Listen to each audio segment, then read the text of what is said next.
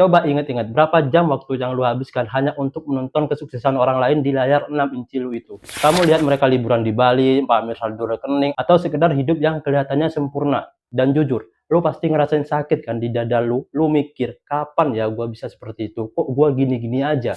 Masalahnya bukan karena lu nggak mampu, tapi karena lu terlalu asik nonton mereka di garis paling belakang. Sampai kamu lupa kalau kamu itu adalah sutradara sekaligus aktor utama di dalam hidup kamu.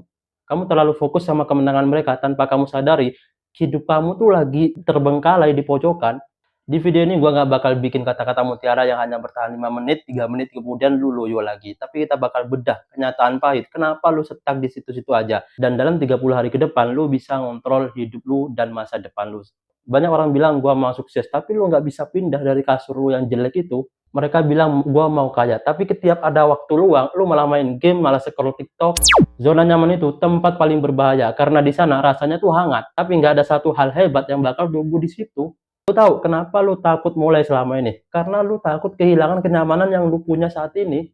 Lu takut nggak bisa main sama temen lu, nggak bisa nongkrong nanti. Tapi ingat ini, kesakitan karena disiplin itu beratnya hanya beberapa ons. Tapi kesakitan karena penyesalan itu beratnya tuh bertonton yang bakal lu bawa nanti di masa depan. Pilih satu, capek sekarang karena berjuang atau nangis nanti karena lu nggak mulai-mulai. Masalah anak muda zaman sekarang itu bukan karena kurang informasi, tapi kebanyakan informasi. Kamu mau jadi YouTuber, tapi kamu juga pengen jualan. Kamu mau belajar coding, tapi kamu juga pengen jadi musisi. Akhirnya apa? Otak lu tuh overheat. Lu tuh sama seperti orang yang berdiri di depan menu restoran yang menunya tuh ada 100. Lu bingung tuh mau milih menu yang mana. Akhirnya pelayannya tuh ninggalin lu dan lu nggak makan apa-apa. Dengar, kesuksesan itu bukan melakukan 100 cara secara bersamaan, tapi melakukan satu cara yang diulang 100 kali. Dan jangan tengok kanan kiri, lu fokus sampai lu jadi ahlinya di sana. Berhenti membandingkan bab pertama hidupmu dengan bab 20 hidup orang lain. Banyak dari kalian gagal karena targetnya besar. Gua mau punya 1 miliar tahun ini, padahal bangun jam 6 aja lu nggak bisa kan. Otak lu itu bakal stres kalau dikasih target yang nggak masuk akal. Gunakan strategi micro wins. Menanglah dalam hal-hal kecil, bangun tidur tepat waktu, rapihin tempat tidur, atau olahraga 10 menit. 3 kemenangan. Kenapa ini penting? Karena setiap kamu menyelesaikan satu tugas kecil, otak kamu bakal ngasih sinyal, oh ternyata gue bisa dipercaya ya. Kepercayaan diri itu nggak muncul dari depan cermin, tapi muncul dari bukti dan janji yang lu tepati.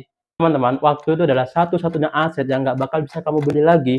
10 tahun dari sekarang, mungkin lu rela ngeluarin uang miliaran rupiah hanya untuk kembali ke umur lu saat ini. Jangan sampai di masa depan nanti, satu-satunya hal yang bisa lu ucapkan ke diri lu sendiri, kenapa dari dulu gua nggak mulai ya? Jangan sampai itu.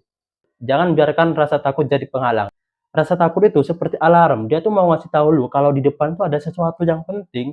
Dunia nggak butuh banyak kritikus, dunia nggak butuh banyak penonton. Dunia itu butuh orang seperti lu yang mau belajar, mau berjuang demi sebuah mimpi, rela dihujat, rela ditertawakan. Tapi kalau lu nggak nyerah, lu pasti bisa gapai mimpi lu itu. Jadi setelah nonton video ini, matikan layar dan jangan nonton motivasi apapun. Fokus dan lakukan langkah kecil hari ini setelah nonton video ini. Kalau video ini ngetuk hati kamu dan bikin kamu sadar, jangan lupa di subscribe, like, dan komen supaya kalian tidak ketinggalan ketika gua bikin video motivasi atau tentang finansial selanjutnya. Sampai jumpa.